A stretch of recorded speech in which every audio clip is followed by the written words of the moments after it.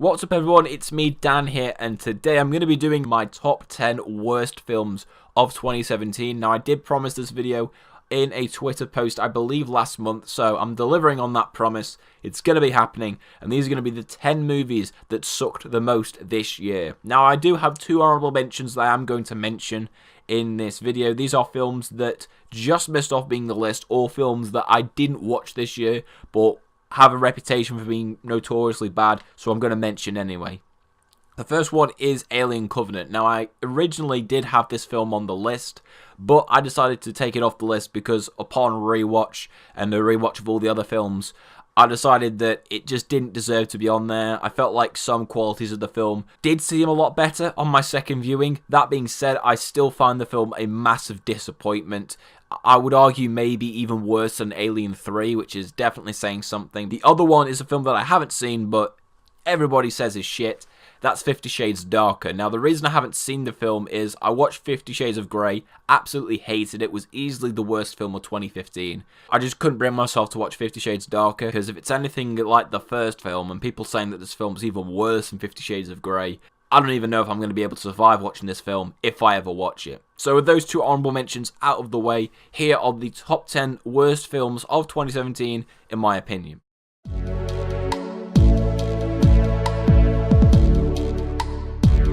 This film is the lowest grossing out of all the Transformers movies, and deservedly so, because it's finally showing that us audiences, we're getting sick of Michael Bay's bullshit now. And an overabundance of CGI, I just can't stand it. This film series should have died years ago, in my opinion. These films have just become a laughing stock now. It just gets me depressed. I'm not excited anymore, and yeah, deserves its spot at number 10.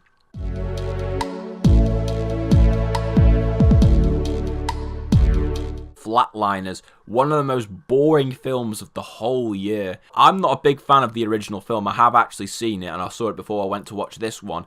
It's just so boring. Barely anything happens to keep you engaged with what's going on. I mean, the concept itself of experiencing death temporarily and seeing what it's like in the afterlife, that's a cool concept, but this movie just completely ruins it by doing nothing with it. The cast just looks so bored as well, considering the critical reception it got and the fact that it pretty much bombed at the box office. Such a boring movie. It makes the original look good in comparison.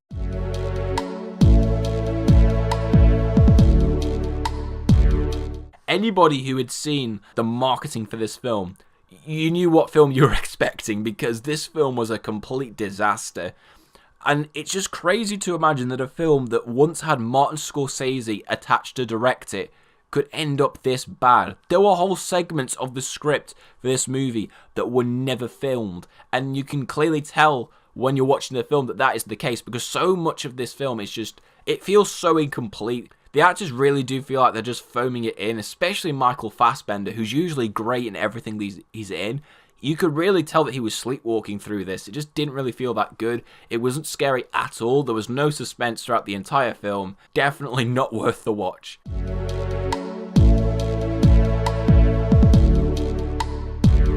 This film is barely even a movie. It's literally just a complete setup film for this dark universe that might not even happen now because of how badly this movie performed. The movie itself, it just didn't stand out. There was no story to it that made you remember the events of this film. Tom Cruise couldn't even save this film. That's how bad it is. His character is just so generic and boring. Every other character is as well. In fact, the funniest part of this film was that trailer that leaked that had no sound or audio. That was the best part of the film, and that was a fucking trailer.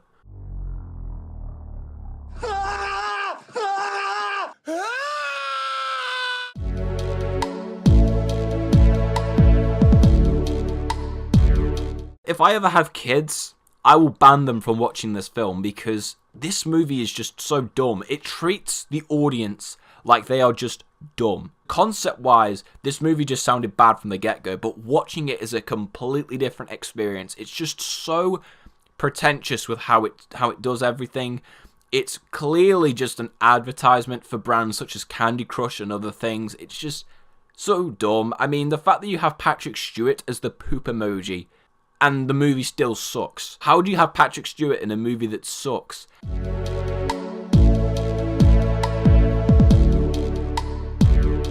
Now, this film was actually recommended to me by Declan McKinney, whose channel I will leave in the description down below. And I heard a legend that there is a moving fire effect in this film, so I decided to go and watch it for myself, and yep, it was the case. This film is just bad. It's just absolutely terrible. The way that the action scenes are filmed are just horrific. There's so many quick cuts that at times where my eyes felt like they were going to bleed. Like, it was just atrocious. The acting is so bad at times as well, and just the dialogue in itself is so poor. Most of it is just exposition after exposition after exposition, and it's just so repetitive. It's just such a dull action movie, and the action isn't even that memorable. I could probably go to sleep and wake up the next day and forget most of the action scenes for this film because they're just that lackluster.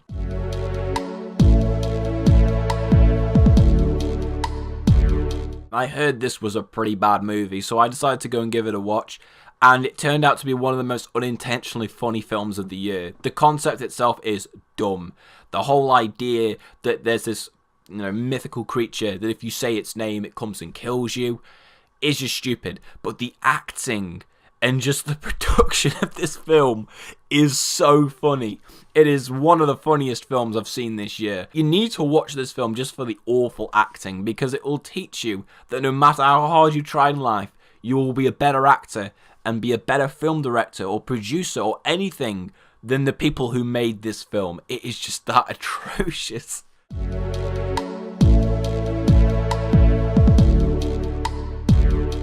Easily the best So Bad It's Good film of the year, to the point where honestly I might make a greatest of the worst review of this film. It's that bad. Callum Best as the main actor, the guy who's literally only done reality TV and is the son of a former professional footballer. Oh my god, his acting in this film. Darren Day as a Russian mafia boss. Oh, the accents are the best part of this film. Listening to people try to pull off accents and then slipping in and out. It's so funny. This whole plotline of a footballer who's caught up in the Russian mafia. And the football coverage stuff that they do on this, like something you'd see on Match of the Day, is so atrocious, but it is so unbelievably funny. There's not even any actors in this film. It's just random famous British people that have just been plucked and just like given massive paychecks to be in this film. It's an experience. You need to watch this film. I'm definitely going to be doing a review for it sometime later on this year.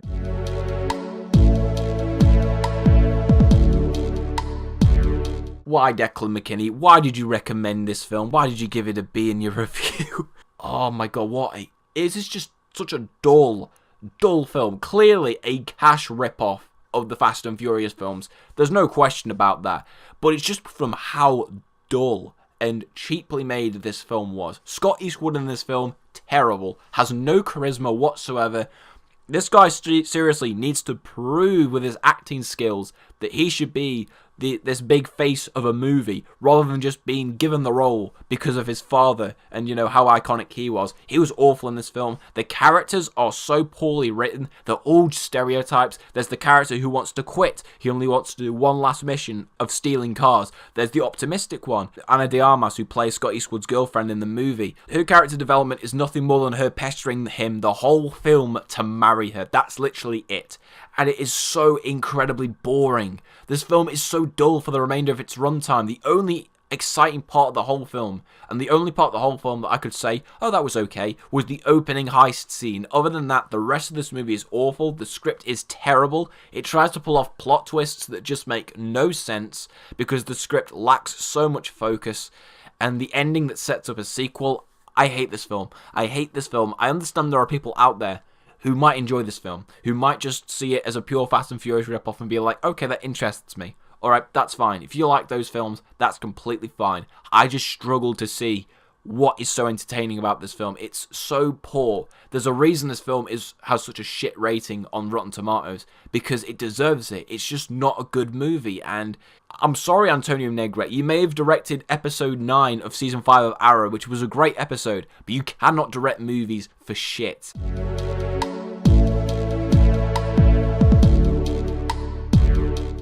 And now we have the number one.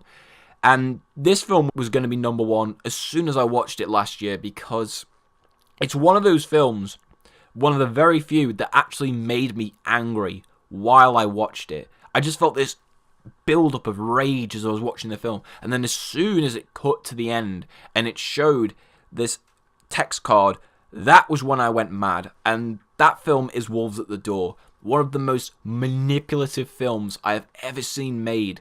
Like, it is atrocious what they went and did with this film. So they marketed this film as a loose adaptation of the Manson murders. Now, if you don't know what this was when the actress Sharon Tate was at her home. She was having, I believe, a baby shower, because she was 8 months pregnant. And then Charles Manson organized a load of other people to go to her house and kill her, which actually happened. You know, these people all died. This was a real event that happened in 1969.